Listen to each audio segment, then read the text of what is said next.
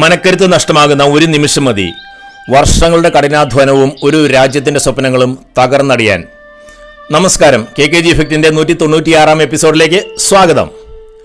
ഒരു വാക്ക് നിഘണ്ടുവിൽ പുതുതായി ചേർക്കപ്പെടണമെങ്കിൽ അത് ലോകത്തിൽ എത്രത്തോളം വലിയ സ്വാധീനം ചെലുത്തിയിട്ടുണ്ടാവും?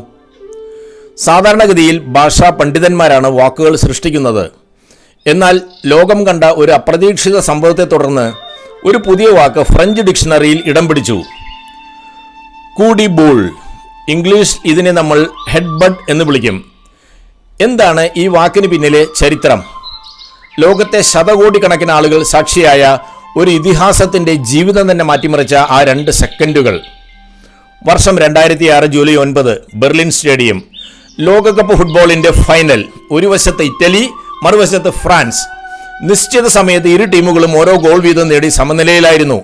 ഫ്രാൻസിനായി ആ ഗോൾ നേടിയത് അവരുടെ നായകൻ സിനദിൻ സിദാനായിരുന്നു. കളി ആവേശകരമായ എക്സ്ട്രാ ടൈമിലേക്ക് നീങ്ങി.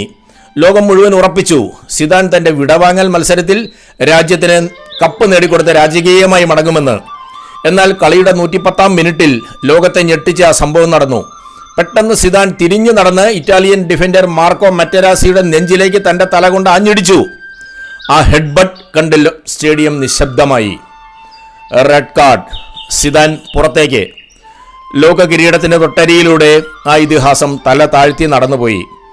10 പേരായി ചുരുങ്ങിയ ഫ്രാൻസ് ഒടുവിൽ ഷൂട്ടൌട്ടിൽ പരാജയപ്പെട്ടു. ഇറ്റലി ചാമ്പ്യന്മാരായി. എന്തിനാണ് സിദാൻ അത് ചെയ്തത്? മറ്റരാസി സിദാനെ പ്രകോപിപ്പിച്ചു. അദ്ദേഹത്തിന്റെ കുടുംബത്തെ പരിഹസിച്ചു.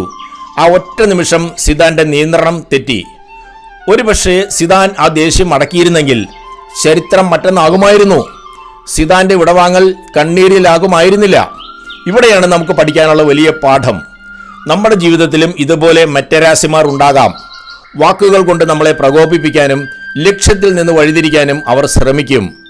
ഓർക്കുക, ശത്രുക്കൾക്ക് നിങ്ങളെ തോൽപ്പിക്കാൻ നിങ്ങളുടെ ദേഷ്യത്തേക്കാൾ മറ്റൊരായുധമില്ല. നമ്മൾ എത്ര വലിയ വിജയത്തിന്റെ അരികിലാണെങ്കിലും വികാരങ്ങളെ നിയന്ത്രിക്കാൻ കഴിഞ്ഞില്ലെങ്കിൽ എല്ലാം തകർന്നടിയാൻ നിമിഷങ്ങൾ മതി. അന്ന് സിദാൻ തോറ്റത് മറ്റരാസിയോടല്ല, മറിച്ച് തന്റെ ദേഷ്യത്തോടാണ്. പ്രകോപനങ്ങൾക്ക് മുന്നിൽ വീഴാതെ വിവേകത്തോടെ പെരുമാറാം. ലക്ഷ്യത്തിലേക്ക് മാത്രം ശ്രദ്ധ കേന്ദ്രീകരിക്കാം. Be wise, stay calm. Bye from KKG.